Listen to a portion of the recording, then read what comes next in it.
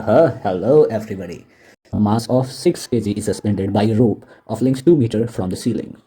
So there's a ceiling and the mass of 6 kg is suspended from it. A force of 50 Newton in the horizontal direction is applied at the midpoint P as shown in the figure of the rope.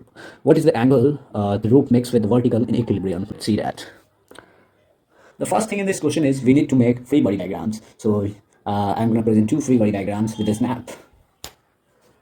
Oh, we have got a free body diagram. We can say that T2 is equals to 60 Newton. That's it. Now we will see free body diagram B. It is evident that this one is horizontal force 50 Newton. So if we would get the component of T1 in this direction, it would be T1 sine theta. So it would say that T1 sine theta is equals to 50 Newton. And here, this one is T1 cos theta. And T1 cos theta is equals to T2. And we know that the value of T2 is 60 Newton. So if we would do 2 upon 3, we would get T1 sin theta upon T1 cos theta,